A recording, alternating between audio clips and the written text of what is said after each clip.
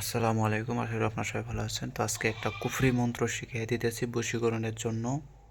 কুফরি মন্ত্র এগুলা কাজ কিন্তু কেউ করবেন না। হ্যাঁ, মন্ত্রটা আমি বলতেছি শুনেন। এই মন্ত্র দিয়ে যদি কাজ করেন 100% কাজের রেজাল্ট পাবেন, এতে কোনো সন্দেহ নাই। আর এই কাজটা করতে হবে সরিষার তেলের উপরে।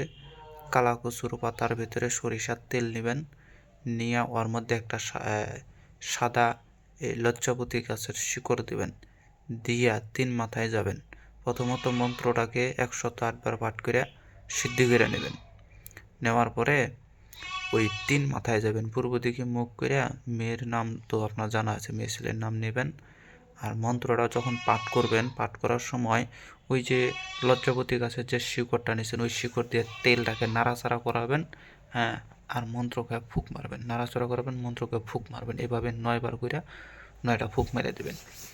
দেওয়ার পরে ওই তেল যদি কোনো পুরুষ মালিশ করে তার প্রেমিকার সাথে দেখা করে, তো ওই প্রেমিকা তৎক্ষণাৎ বশীভূত হয়ে যায়, তৎক্ষণাৎ বশীভূত হয়ে যায়।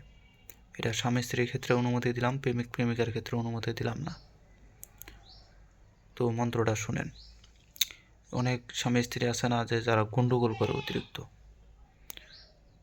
স্ত্রী কথাই শুনে না, মানে না, স্বামীকে মান্যই করে না। ওই সব সংসারকে ঠিক করার ক্ষেত্রে আপনি এটা প্রয়োগ করতে পারেন, অতি উত্তম। একটা সংসার জোড়া লাগিয়ে দেওয়া অতি উত্তম। কিন্তু প্রেমিকার ক্ষেত্রে কাজ করলে পারে ওইটা অন্যায় হয়ে যায়, কেননা সে বিবাহ সাথে করে কি না করে তার কোনো গ্যারান্টি নেই। অনেক ঝড়ঝামেলার ভিতরে যদি না করে, তাহলে ওইটা গুনার ভাগিদার আপনি হইলেন। একে তো আপনি কুফরি করে কাজটা করে দিলেন, দুইয়ে তো যদি একটা সংসারটা না টিকে, তাহলে তো আপনার সব দিক দিয়ে খালি লস। আর এই মন্ত্রটা অবশ্যই শেখার টাইম হচ্ছে রাত, মধ্যরাত।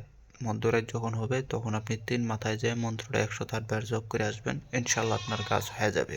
প্রত্যেকটা মন্ত্রে চেষ্টা করবেন 3 মাথায় যায় রাত 12টার সময় জপ করা, অথবা শ্মশানে যায়। তাইলে আপনার মন্ত্র কখনো বৃথা যায় না, মন্ত্র কার্যকারিতা আসে। আমরা অনেকেই আছে ঘরের মধ্যে বসে থেকে কাজ করি, এগুলা কাজ জবরদস্তি ধরে না, জবরদস্তি হয় না। সেজন্য করে বাইরে কাজ করার চেষ্টা করবেন বেশি। প্রকৃতির সাথে মিলা কাজ করলে পারে ওই কাজ মিটছে না। প্রকৃতি যে কী জিনিস সেটা যারা বুঝছে, তারা প্রকৃতির সাথে বিলীন হয়ে থাকতে চায়। তো যাই হোক, মন্ত্রটা শুনেন।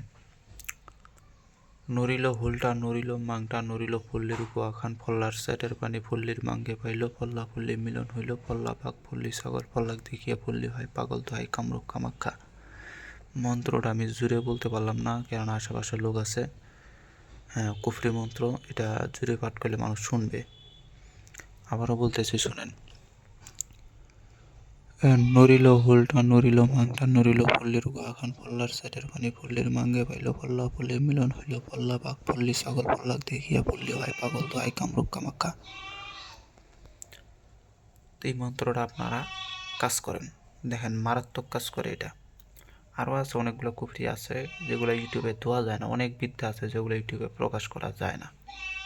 এই যে কুফরি কথাগুলো যে বলি, খারাপ যে কথাগুলো বলি, এগুলাতে ইউটিউব থেকে কাটলাইট সমস্যা আসে। ইউটিউব থেকে সমস্যা আসে থেকে এগুলো দেওয়া যায় না, অনেক ভিডিও ব্যান্ড হয়ে যায়।